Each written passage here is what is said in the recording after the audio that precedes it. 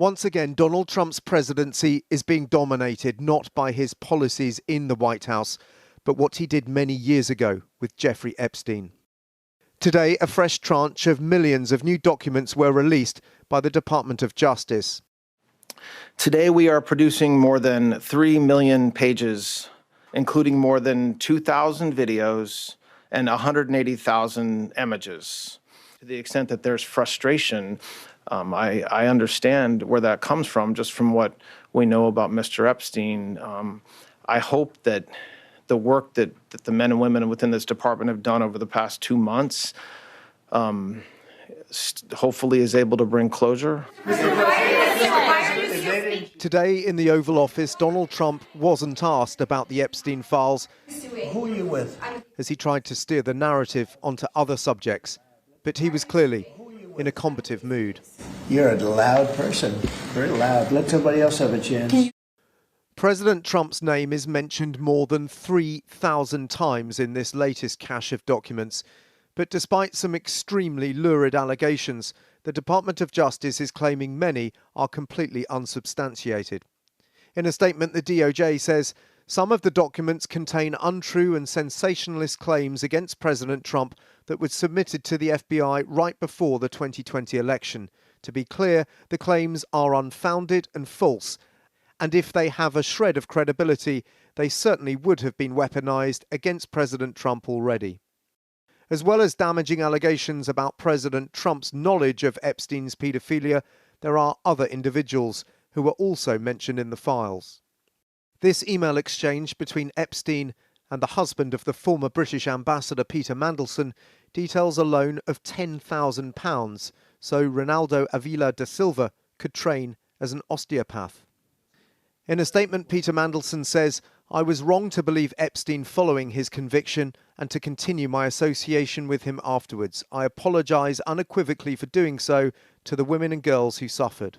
The documents also include an email from Elon Musk to Epstein discussing a visit to his island in the Caribbean in December 2013. And there are multiple mentions of Andrew Mountbatten-Windsor in emails and testimonies. Here, in an email exchange between the former prince and Epstein, they discuss a woman whom Epstein suggests Andrew would enjoy having dinner with. Andrew replies he would be delighted to see her. Epstein replies to Andrew's questions about her and describes her as 26, Russian, clever, beautiful, trustworthy, and yes, she has your email.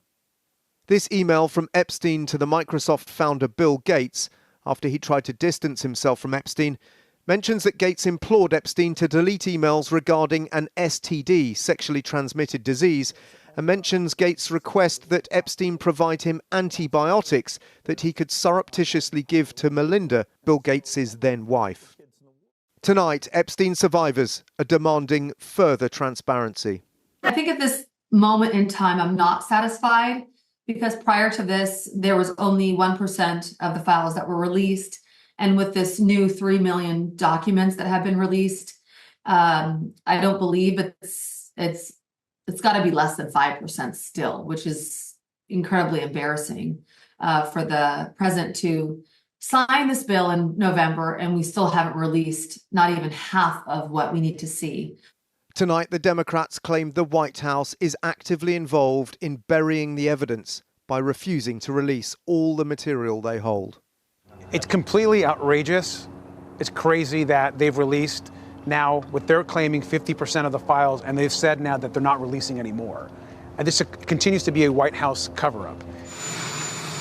Despite Donald Trump's best efforts to deflect attention, this is a scandal which simply will not go away, a crisis embroiling not just his administration, but also dozens of public figures around the world.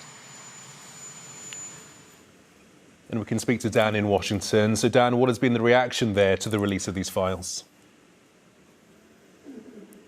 Well, I think first of all, Gamal, the way that they have been handled by the Department of Justice has caused considerable alarm and outrage. They inadvertently put in the names of some survivors or their friends when they were supposed to be redacted. They were then forced to take those files down, redact the names and put them back up, including the first name of that Russian woman that was mentioned in the emails to Andrew Mountbatten-Windsor.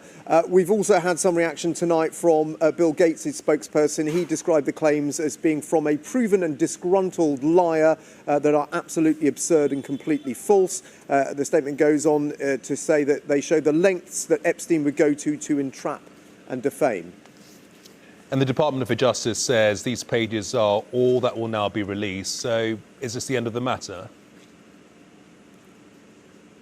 I don't think this is the end of it by any means. I mean, this is just, what we have uncovered with a sort of fairly cursory search of the database of what, some 3 million documents. So I think it's inevitable there will be more, emails, potentially photos and videos that will come to light as people start to go through this. And I think you have to look at this in the context of the politics here. We're 276 days to the midterms in November, and I think this is increasingly going to dominate the run-up to those elections. And this is an issue that Donald Trump's own MAGA base is very exercised about. They wanted transparency on this, and indeed he campaigned promising he would give transparency and release all the files, and yet, as you've heard, the Democrats are saying that they're simply not fulfilling not only their word, but the law.